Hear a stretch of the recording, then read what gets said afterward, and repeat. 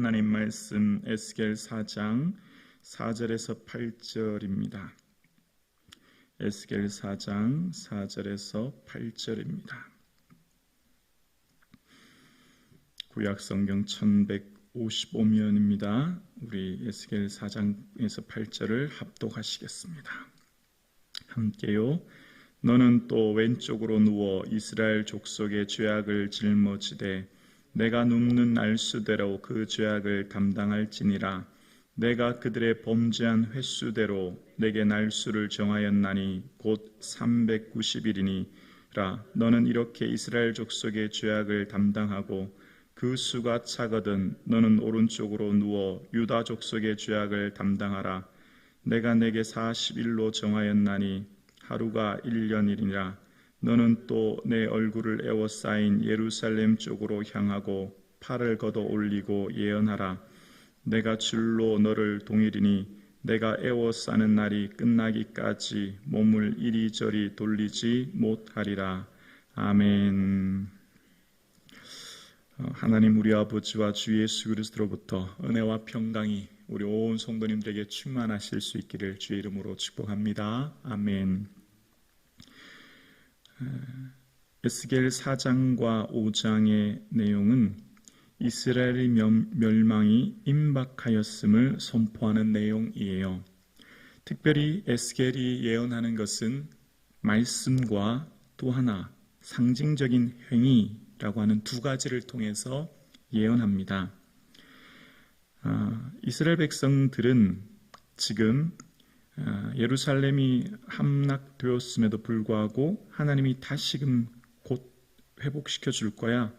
그것이 그리 오래 길지 않을 거야 라고 하는 자신들만의 낙관적인 생각 속에 빠져 있는 그들에게 하나님이 이 징조가 얼마나 오래될 것인지에 대해서 행위로서 말씀하고 있는데요. 오늘 4장의 4절에 보면 너는 또 왼쪽으로 누워 이스라엘 족속의 죄악을 짊어지되 내가 눕는 날수대로 그 죄악을 담당할지니라 라고 말씀하시면서 이제 5절입니다. 내가 그들의 범죄한 횟수대로 내게 날수를 정하였나니 곧 390일이니라 라고 말씀하십니다. 하나님께서는 4절에부터 말씀하시기를 북왕국 이스라엘에 대한 죄악, 그러니까 390일이라고 하는 것은 어떤 의미가 담겨져 있냐면 솔로몬 시대부터 북이스라엘의 멸망까지가 약 390년입니다. 그 390년 동안에 지은 죄악을 담당하게 될 날수를 말씀하시면서 이스라엘 백성들의 죄악이 징조를 말씀하시는 것입니다. 그러면서 또한 6절에 보면 그 수가 차거든 너는 오른쪽으로 누워 유다 족속의 죄악을 담당하라. 내가 내게로 40일로 정하였나니 하루가 1년이니라 라고 이야기합니다. 여기서 등장하는 것은 유다의 40년은 앞으로 닥칠 처벌의 기간을 상징하는 것입니다. 그러니까 지난 북이스라엘의 죄악의 시간을 390년을 담당하고 앞으로 유다에 닥칠 상징의 기간으로 40년을 담당할 것을 누워서 상징적으로 행위로 지금 보여주고 있는 것을 보게 되었습니다. 그리고 7절은 너는 또 내 얼굴을 에워싸인 예루살렘 쪽으로 향하고 팔을 걷어 올리고 예언하라 라고 말씀하십니다. 하나님께서는 에스겔에게 상징적인 행위로 예루살렘이 포위될 것을 말씀하시면서 이 7절의 말씀은 앞절의 1절에서 3절의 말씀처럼 앞절의 4장 1절에서 3절은 토판에다가 이 예루살렘이라고 쓰고 그것이 무너질 것을 보여주셨던 것처럼 그 행위로서 말씀하시는 것을 보게 되어지죠. 그러면서 8절입니다. 내가 줄로 내 허리를 동이리니 내가 에워싸는 날이 끝나기까지 몸을 이리저리 돌리지 못하리라.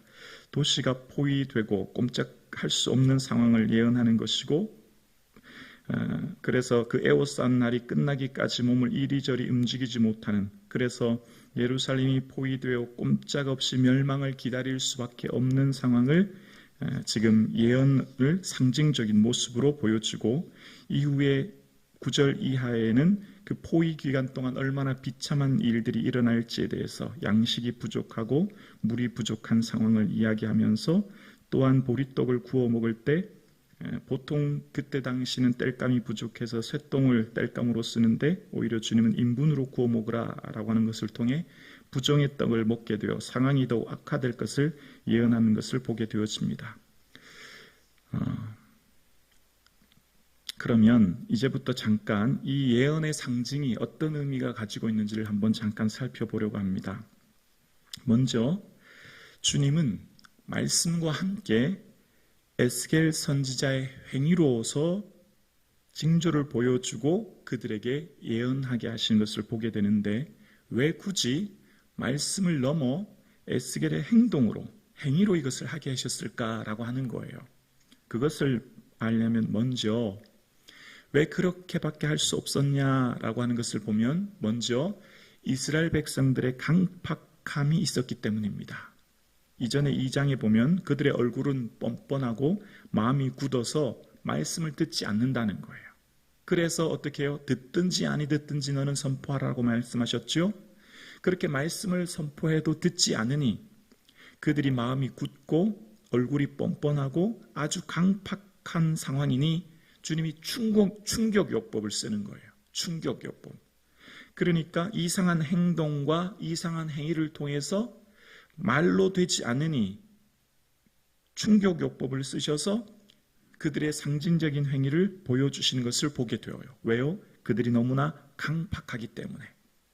여기에는 하나님의 특단의 방법이 담겨져 있는 거지요. 다시 말하면 여기에는 하나님의 간절함이 담겨져 있는 거예요. 얘들아, 너희들은 왜 내가 하는 말을 듣지 않니?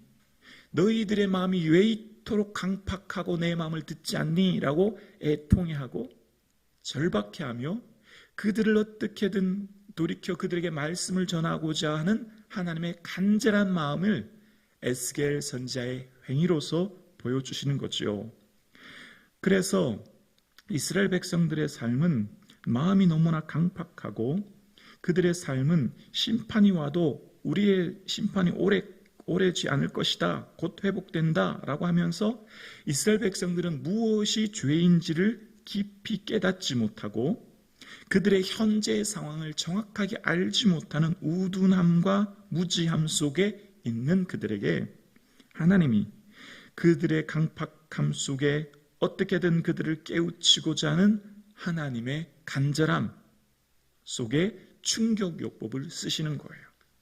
그러니까 그만큼 하나님이, 다시 말하면 이스라엘 백성들을 사랑한다는 표현이며, 그만큼 이스라엘 백성들이 지금 현재의 마음이 강팍하여 하나님 말씀에 전혀 듣지 아니하심을 알 수 있는 거죠.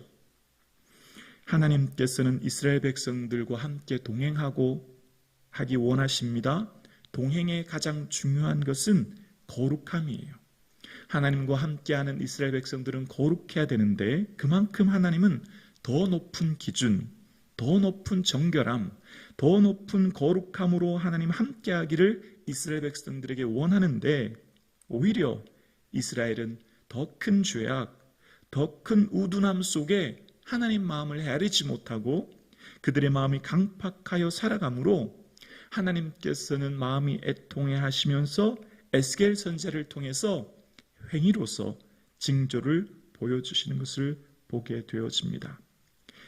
그리스도인, 예수 믿는 성도들은 하나님과 함께 동행하며 하나님과 함께 거룩해야 하고 시대를 향해 하나님의 영광과 뜻을 드러낼 성도의 삶을 살아야 합니다. 오늘 주님께서 우리에게 원하시는 것은 주님과 함께 살아가는, 어쩌면 세상보다 더 높은 거룩함의 기준 속에 살아가야 하는데, 끊임없이 말씀하시는 하나님의 음성을 듣지 못하고 하나님께서 우리에게 말씀하시는 그 말씀에 민감하게 반응하지 못한 채 내 죄가 무엇인지 우둔함 속에 살아가지는 않은지 말씀을 통해 우리는 우리의 삶을 다시금 살펴보아야 할 것입니다. 분명한 것은 에스겔 선지자의 이런 행위의 징조를 통하여서 말씀하시는 주님은 모든 심판의 과정은 심판하여 이스라엘을 멸망시키는데 그 목적이 있는 것이 아니라 주님께서 에스겔 선지자를 통하여서 심판하게 하심으로 남겨진 악을 제거하고 정화하여 그들의 삶을 거룩한 백성으로 돌아오게 하며 그들의 삶의 회복을 말씀하시고자 하는, 그들의 삶을 새롭게 하시고자 하는 하나님의 마음이 담겨져 있는 거죠. 에스겔 선지자에 등장하는 수많은 행위를 통하여서 주님의 간절함과 소원, 이스라엘 백성들을 얼마나 사랑하시는지에 대한 말씀을 우리는 볼 수 있는 것입니다. 오늘도 주님은 우리를 사랑하십니다. 주님은 우리를 사랑하시고 그 사랑하는 백성들을 통하여 끊임없이 말씀하시고 주의 말씀을 깨닫기 원하십니다. 그 말씀에 민감하게 반응하여 주의 마음 시원케 해드리는 저와 여러분의 삶 되기를 주님의 이름으로 축복합니다. 기도드리겠습니다.